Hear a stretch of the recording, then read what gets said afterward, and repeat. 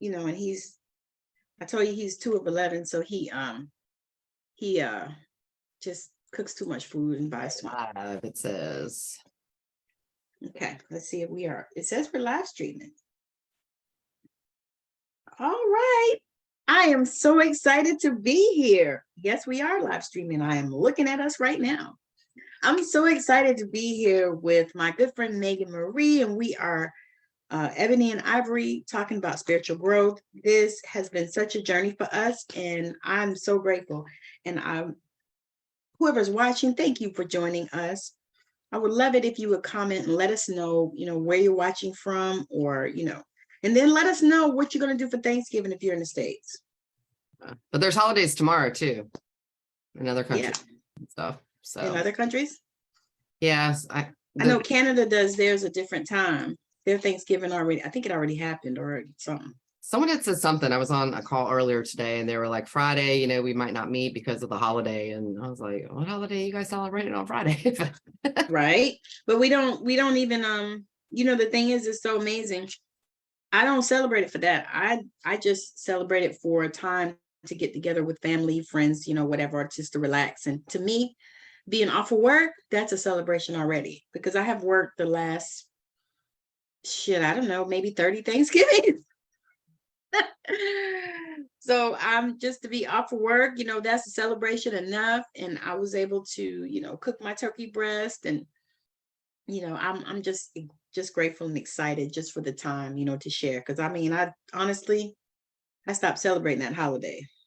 Oh, see, Thanksgiving is like my favorite holiday. Like I love it because it's supposed to be all about connection. It's supposed to be about, community, and it's supposed to be about coming together, surrounded by food. And that part. Yeah. But not the celebrating what they did thing. No, not the destroying the Native Americans. No, not that. Yeah. No. It's actually my son. All right, let's get into our subject. What are we talking about? But he's gonna introduce that thing. Yeah, we are talking tonight because, it's perfect with holidays coming up. Holidays, they induce a lot of feelings. They induce a lot of emotions, a lot of triggers. And so we are going to talk tonight about how to confront them, how to disconnect from your feelings, how to stop those emotions, understanding the difference between feelings and emotions, that, if you didn't know, they are different. Your feelings are what trigger emotions. You have different feelings and different emotions that come about, but your feelings are, that present moment. Feelings are when you're in that present moment, and no matter what it is, whether, it's happy, sad, angry, giddy or whatever. But what happens is that your subconscious mind stores your emotions. It's what your emotional reactions are. And so for people who have triggers, and holiday, we know triggers lots of different emotions, and because emotions are past events and your subconscious stores those. And so when you have a feeling of, stress, anxiety, or anything, your subconscious mind goes looking into your internal drive, your internal library, your nervous system, your chakra system, whatever it is that you want to call it. And it goes and searches, to find whether or not there's a perceived threat.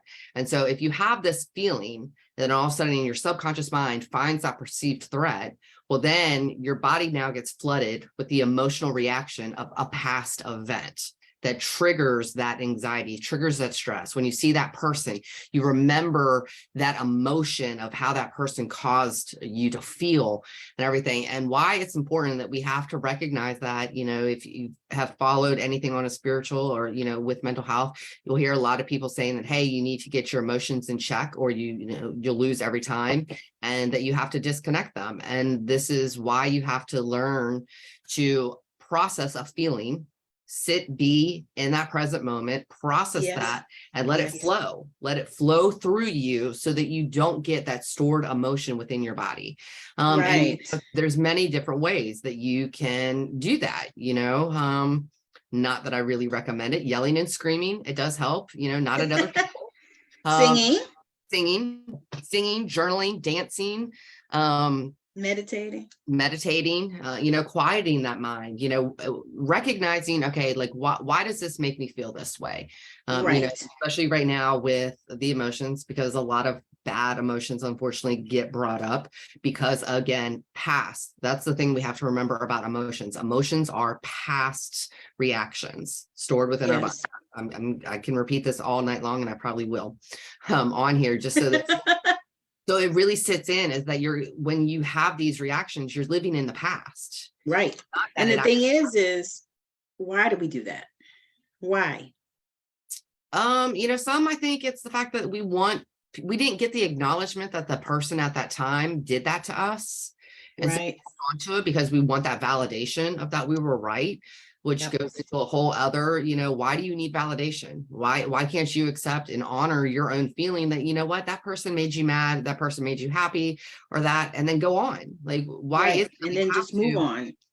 And we just don't do it as a society. Like, we're taught and accepted that this is okay behavior, and it's not.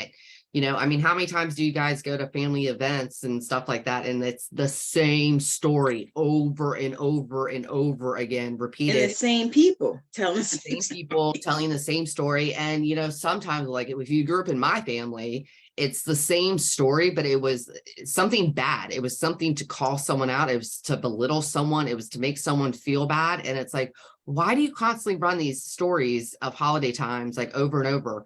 Like, funny, but Thanksgiving growing up, my mother always wanted to eat under candlelight. It was always candlelight Thanksgiving dinner.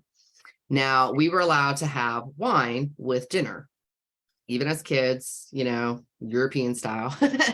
But right. as the lights would get turned out, my brother always seemed to knock over his wine glass. Like, I don't know if it like nerves or whatever, but he would always knock over the wine glass. So it would spill, get on the the tablecloth, everything like that. So even as we got older, every single time we sat down for dinner, it was, oh, is your brother going to spill his glass of wine tonight? And it's like, wow. Why and there's the other question. Why? Like, what does that make that person? And that's where it's like, you have to turn that blame back over to the other person. Like, yes, what are they afraid of? Because, like, my dad was, he's a big guy, so, like, he missed his mouth a lot. So he would always have, stuff spilled down his shirt because he didn't get it all in his mouth. But, no one else in the family ever called him out on that. But, we could have. But what was the point? What was the point of doing that, knowing that he was going to do that at every meal? He was going to spill, it was going to be down him. We could have done that, but it was not to. But what's the point, though, right? What was the point of doing that? To make him feel bad? Well, why do I want to make him feel bad? But so many people do, because they didn't get that external and validation on these situations. So they constantly have to bring it up. And so, and then we get into the habits of, like, you'll hear these stories, but, like, you'll have, the side conversations, especially, like, say, the women in the kitchen, we'll be sitting there, talking junk about the men. About, oh, you hear that same story, when those women should be having that conversation with those men, being like, shut up. Stop having these damn conversations. It's the same story. I remember those conversations was those were the ones. But you're in the kitchen with all the women and they talking about the men. And it's funny because for me, I always felt like they were male bashing. They were. And for me, I mean, I don't know about other people, but for me, I was a daddy's girl. I don't know. So you couldn't talk about my daddy. None of them. I had 3. You can talk about my daddies. I mean, you just couldn't. Not in front of me. Not and think I wasn't going to say something. Oh, see, I just laughed and I would always leave. Like, it would always be like, why aren't you in the kitchen? I don't want to sit there. I don't want to be in that. I don't want to hear all that. And, and I didn't even realize that as a kid, but that was the reality is I didn't want to be in there and a part of that, because I'm leaving all the guys sitting outside who are just, being negative and doing all that to go into another group. But why are we accepting this as that this is just normal behavior? This is just what happens at holiday events. And especially when holidays are supposed to be about family and love. And, Thanksgiving kicks off, Christmas, it kicks off all of that. But yet, we're sitting around ungrateful, unhappy, and it's supposed to be the most thankful day of the year is Thanksgiving. Right. But it's to set off into the merriest time of the year. A lot of people are not excited about getting together with family. You No. know, I miss it. I must admit, sometimes, not always, but sometimes I miss it, Oh, I you dread. know, because I don't, you know, have family over here, but I miss it sometimes, but I don't, you know, but there was a time when I did dread that. Yeah. I'd be like, oh God, I don't feel like that this year. Yeah. Don't want to hang out. When I lived where you lived and my people were 2 hours away, I was like, we're gonna do that this year. And sometimes even my kids would be like, no, mommy, let's just not. Let's just stay home. And, and And we there's nothing wrong with honoring that, if you don't feel like do it, because it takes away the whole principle of what it's supposed to be about, and so if you're already, and because it is like, it's the kickoff, especially, not necessarily in all other areas, but Thanksgiving is the kickoff for Christmas, and Christmas is supposed to be more of a time of about giving and loving and being generous and being open. And so how are we starting it off? We're starting it off on a day you're supposed to be so thankful, for life, for everything. You want to be alive is what you want to start it off. Right.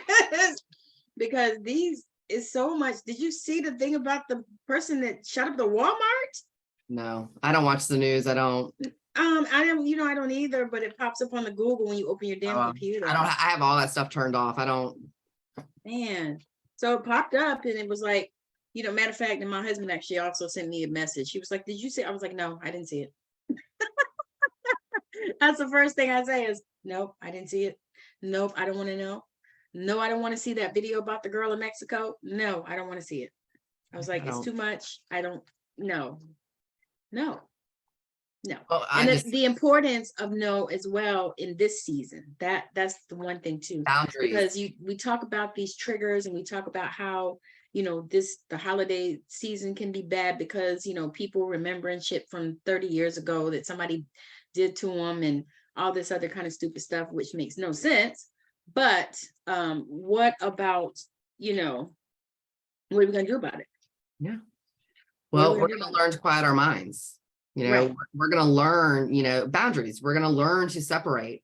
Yes, I agree with that. We have to disconnect. If you want to stop having these emotional triggers, if you want to have to stop, you have to recognize, you have to sit with that feeling and you have to literally analyze it. You have to sit down, and closing your eyes and meditation. I mean, it is the best way. I know not everyone can sit down and not meditate. And there's no wrong way to do it. So there's nothing of how, but you do have to sit down and you have to think about it. You have to get in touch with your feelings and your soul and your body. Like, what is it about this person that bothers me? Why does it bother me that this person did this? What was the reaction that I had? How does it affect me? How did it affect me at that time? How does it affect me going forward? Because the reality on how does it affect me going forward? It doesn't. But you choose to allow you to be the reminder, to have that trigger, to have that emotion when it doesn't serve you. It doesn't serve you. There is no reason. Why are you holding on to a grudge from 30 years ago? Where is it getting you? Where except because you know what? In the reality, it's getting you sick. But also the reality is that it might have been something major to you. And I'm not blowing off saying that your feelings aren't important and your emotions aren't important. But think about it. But what happened to you necessarily, and I'm not talking anything, like the abuse style, but like, conversation or, type things. Right. Like somebody hurt your feelings or some crazy feelings by something they said, and you haven't let that go. I guarantee you that person doesn't even remember they said that to you. Exactly. And that if at that time you would have had enough courage and known your worth, had self-love for yourself, had self-confidence and had self-esteem, you would have vocally spoke up. If your throat chakra wasn't blocked, you would have spoken up and been like, hey, that was not nice. I don't appreciate that you said that. And you will not speak to me like that. And guess what? You owe me an apology. You owe me an apology. I feel you owe me an apology. And guess what that also is? That's an example of setting boundaries. Yes. And it's telling that person, it's not, hey, I really don't like when you talk to me like that. That's not setting a boundary. But telling a person, you will not talk to me like that, that is setting a very clear and defined boundary of what you will and not accept. But when you're just like, oh, Yes. I just don't feel like you should talk to me like that, you just really left that open. That's an open-ended, just statement in so many ways that has so many different ways that it could go. So we My have to girlfriend says, all you got to do, she goes, I'm all right with you. She goes, but I know to leave you alone when you take that step back. I said, you're right about it. That step is the one. I said, that's the one gonna get you. I have an eye, apparently. My children tell me that I have like this evil eye of like when someone says something to me that's like kind of out of line, my eye kind of does this little like twitch kind of raise up type thing. Like my youngest son always like, how do you do that? And I'm like, I don't know. So don't do you know. want to say bless your heart? Because that's what I be thinking in my mind. Bless your heart. Yeah. And if anyone does not realize that in the South, when someone says, oh, bless her That's heart, not a good thing. it's not a good thing. It is not that Southern hospitality of what people believe it does. It's telling you to go after yourself. And that's what you be thinking. You be saying. like, let me see. Now, I was taught that if you don't have nothing good, nothing nice to say, then don't say anything at all. And so then you say, bless your heart. Yeah. Yeah. Because it sounds nice, but it really isn't. It's kind of passive aggressive. It's very passive aggressive on it. I love actually talking with like Northerners who come down here and they start living here, and I'll like tell them that, and they're like, you're not the first person to tell me that. And I'm like, I'm not lying. Like, right? It's the truth. It's true. So if you want to be nice and tell someone to go, to be like, oh, bless you, bless your heart. Bless your heart. Bless your heart. Don't you love it? And you hear it and you're like, when you first heard it, you were probably like, oh, wow, how they nice. They care about me. Oh, they're about me. But you didn't know they were telling you, like the English people, fuck off. That's exactly what they're telling you. Yeah. I was very naive to that fact for many years. No one educated me on that. Yeah. They educated us without educating us. Yes. That's kind of how that, it's kind of like when you're in the kitchen cooking with your grandma, Yeah. She's showing you how to cook and stuff like that. And you're standing there watching her and all this kind of stuff, but it's not like a formal lesson. Yeah. But it's a lesson. Yeah.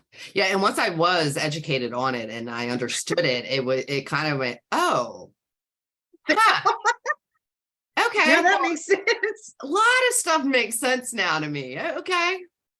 Gotcha. Right back at you, Right. Yeah, but bless your heart. Bless your heart. If I would have known that, I would have had a better comeback than I did, but I thought you were being nice. And so I was restraining myself because I thought, I'm going to be the bigger person here, but you pulled out the whole bless your heart. And now I'm like, how can I follow up to that? Like with something mean? You were trying to go high with they were going to go high with it, and they had to pull that. And now I'm like, oh, I understand. Oh, all right. Play me once. I got you now. Right. I can see. I now. I got you. Yeah.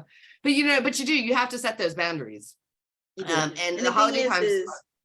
I was going to say the thing is you really should set them before the holiday. You should start before the holiday. And some people do say, oh, just let it go. Just let it go. No, if there's an ongoing issue around like certain people that, every time you're around. McCoys. Right. There is nothing wrong with establishing boundaries before you show up to someplace. And some people will be like, oh, stop being drama, stop being so sensitive, just show up, no, why should you put yourself in a situation where you're going to be disrespected, your boundaries are going to be crossed, that, people are going to be condescending to you, talk crap or do whatever. Why put yourself in that energy? Because you're not going to enjoy yourself. You're expending energy. You're being fake. You're not being authentic to who you are. So there is not a problem with, hey, before I come to this, before I agree that I'm going to spend my time, my energy, my money, my gas, all that to be here, This will not be a topic of discussion. This will be da, da, da, I will not da, da, da. And there is nothing wrong with doing that. And a lot of times you need to do that with your family if there is like an ongoing issue. And then also put it very clear into that message. If you know what, if my boundaries are violated, I leave. And you have every right to do that.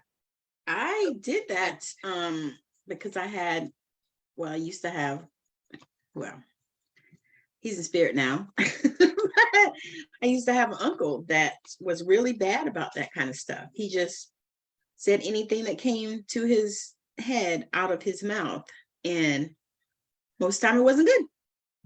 And so he would say things, and I was raised respectful, like people say, I was raised mostly by my grandmother. So older people, a lot of times I was around a lot of older people. So I was really respectful. But one day after I had grown up and I had both my kids, they were little.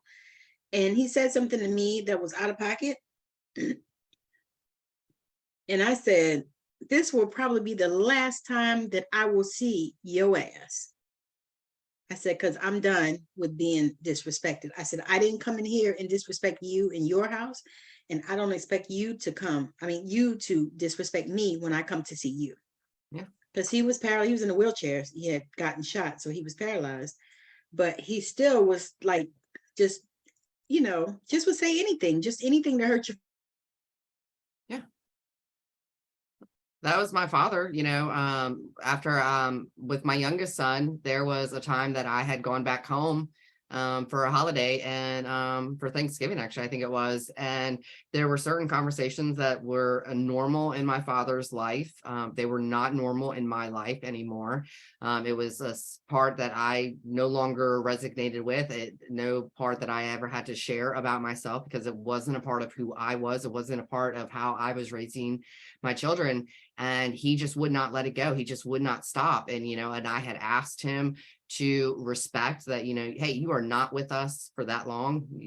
Can you please, refrain from this type of vulgar conversation? Can you please, stop? And he wouldn't. And it was so bad that in the middle of dinner, I was just like, I'm done. This is not happening. And I went upstairs and I packed my stuff. My mom is, of course, like, hey, stop it, and I'm like, no, he's had like 2 days to stop this, for 2 days, I have put up with this. And for 2 days, I'm not doing it anymore. And I packed my stuff and I went home. And there's nothing wrong with that. And I've never felt bad or for guilty for standing my ground and for standing up for my beliefs, for my values, for what was important to me. What he was, doing, it wasn't. And we have to learn to be okay with that. We have to learn that that is honoring ourselves. And, again, that is the emotions and the feelings, because, really, looking back, that triggered, his conversations at that time. Well, that triggered abuse, that triggered memories, that triggered stored things within myself that, I hadn't processed at that time. And I was getting very angry. I was getting very upset about it because, I'm never going to get an apology from my father for anything that, he had done. But I had to stand up for myself. I had to honor who I was. And we have to learn how to do that. And we have to learn to do that, and that it is okay. And those who belong in your life, they will be there. And those who don't, they will walk away. The more you sit up for yourself, the more you put boundaries into place, you are going to find out who truly matters and who doesn't. Because why do you want anyone in your life who does not respect you, who does not honor your emotions or feelings, or to recognize that you are a human being? And exactly. No. We need to stop accepting these as normal behaviors, but at the same time as not accepting those, we have to understand that these do create emotional reactions within our bodies, but they're from past experiences. You don't have emotional, and everyone who right now thinks of, with like PTSD and, complex PTSD right now, you're not going through an emotional reaction from something that is happening right now. When a feeling triggers that, it is from a past experience that you store an emotional reaction within your body. And so, it's kind of just like it's making the connection. Well, Yeah. if we stop the connection, if we cut it off, there's no emotional reaction to be had. And we have to learn how to do that. And there are skills to do that. I am a hypnotherapy therapist. We can do that. EMDR, tapping. Tapping is a great, resource to get out. There are certain tapping Meridians. actual sequences, that are specifically, and I guess if people aren't familiar with what TFT and EFT are, TFT is thought therapy, where EFT is the emotional. But with the TFT, there are actually sequences using the meridian points that if you tap them a certain amount of time in a certain area in a certain sequence in a 3-period pattern, that opens up and it releases onto your chakras. Where with emotional, it's not, where that's where you speak basically the emotion out of your body. You're tapping it out because you're replacing it with a positive emotion to rebuild. And it's very powerful. But we have to learn these modalities. We have to learn how to process them because, as a kid, you're dealing with this stuff as an adult because you were not taught how to do it as a kid. Yep.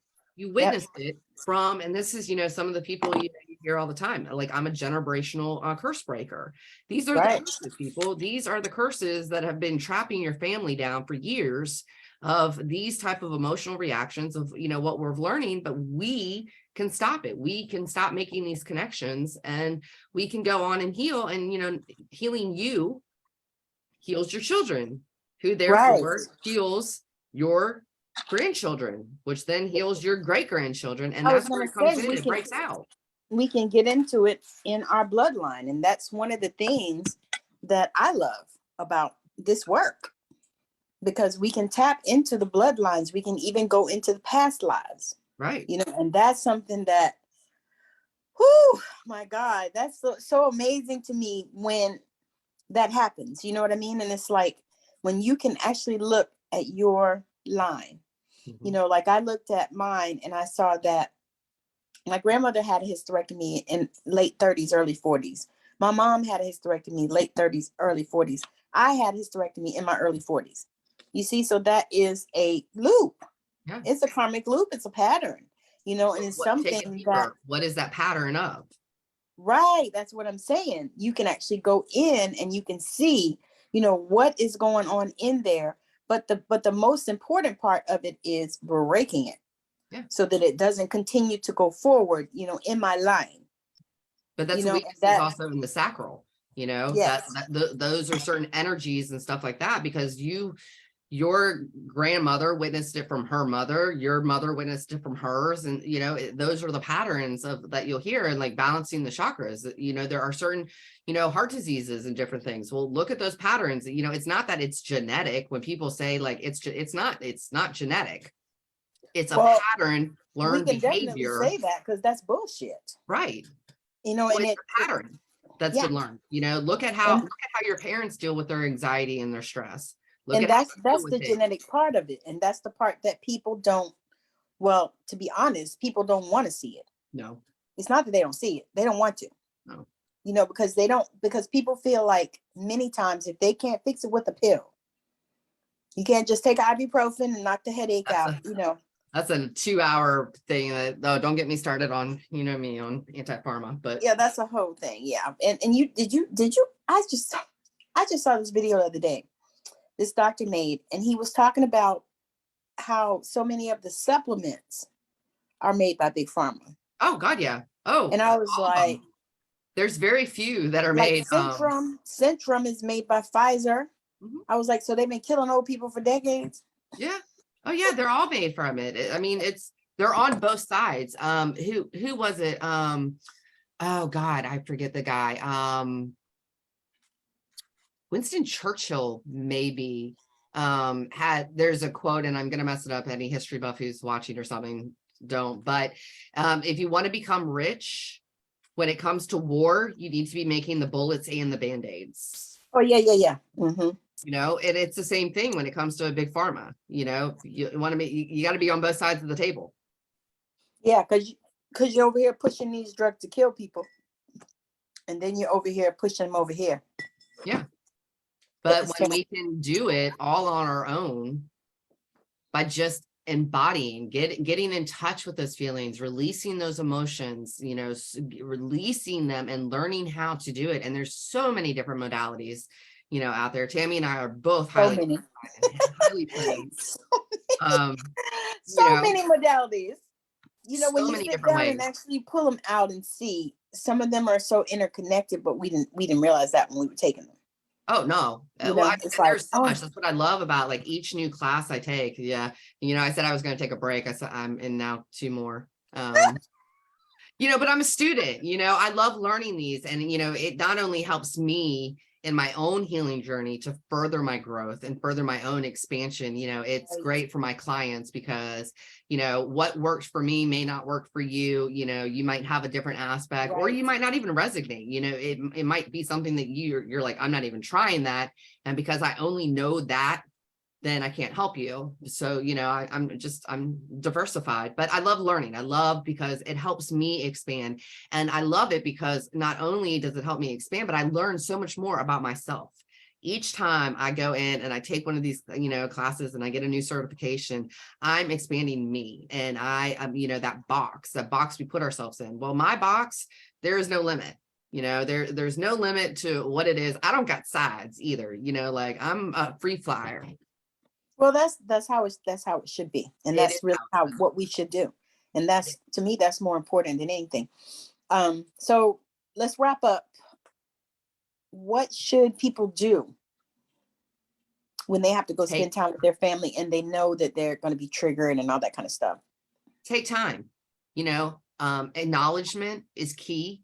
You know, if you sit down really beforehand, you know, especially if you're really dreading it, like you already have the anxiety, you're already anxious, you know, you are already building that to be that way. Because let's face it, also what our subconscious responds to is feelings and emotions. That is the frequency. So if you are already building those, it's kind of like waiting for the other shoe to fall off. You're bringing that to yourself. So if you're already anxious, you're already dreading it, you're going to have a horrible time. It's just, you have brought that into existence. You gave life to that. But if you sit down before you go, you know, you're like, you know, Uncle Bill's going to be an ass. This person's going to do this. This person's going to do that. That person's going to do that. And you know what? All their energy is theirs. And I am responsible for my own. And if you sit down and you acknowledge, really sit down and be like, you know, they're going to say, this person's going to say this, do this, da, da, da. You Because already they always do the same thing every year. Why? So why do you put yourself into I am control? You know, there's so much power. I say it, I can't say it enough, and I will say it all the time. So much power in the word I am. Yes. I am in control of my emotions. I am in control. And say that before you go and get those thoughts of dread and anxiety and feed yourself with, you know, and even if you know, in your mind, it's bullshit, you know, but try to, you know, focus, try to, you know, because, you know, we sit here and we talk about the negative, but, you know, there's always sweet old grandma who, you know, you can, you know, after all those people have annoyed you, you go sit down with grandma and grandma makes you feel better. Well, then, you know what, focus on that energy of what grandma is, you know, makes it all better. But you basically have that what makes you feel better. Right. You know, if you might live in a place where, you know, you're in the country or, you know, by the water where it's peaceful, and, you know, you might want to just go outside, you know, and sit on the porch and, you know, take in the sights, especially if you're used to living in the middle of a city or something like that. You know, you might want to focus on things like that. Walk. Like Abraham says, focus on things that make you feel good. Yes. And that is the key. And, you know, we really have to get our minds wrapped around that. You know, really, truly, you know, I watched a really cool documentary the other night on creating new neurons and pathways in our brains. And because all of those, I was going to say, because all of those things and all of those things that we've dealt with and all those triggers, all of that, those things create neural pathways. And that's why they keep happening over and over until you deal with it. It takes 4 days though now. Like I love, like if honestly, like if I could go back and like complete nothing, like start over from scratch, I really think right now I would go back to school for neuro psychology or neuroscience, because of just the, you know, they, until honestly about 5 years ago, we had no information really about the brain. You know, the brain Right. was still a muscle that we had no idea of how it worked. And like right now, it is just so awesome to me of like watching all these studies and different things. Like I am a geek on that. I do watch a lot, a lot of the studies, but it's so, that's my passion. That's, you know, I'm, you know, psychology is my thing, and I like to study the human condition, but to see these and to realize, and that, you know, if they're put into play and if you put into practice, 4 days of thinking positive thoughts about a current negative situation that is happening in your life can create new neural pathways and build off of. And, you know, they used to be the study of like, you know, because it all happens in your frontal lobe. But we used to think that up until 24, you really couldn't retain any more information within your frontal lobe anymore. Like you were kind of like, you were done. Well, Right. now, like now it's like, it's 35 and then it starts expanding now. Like it expands and stuff. And it's just, it's beautiful, but you have to take the time.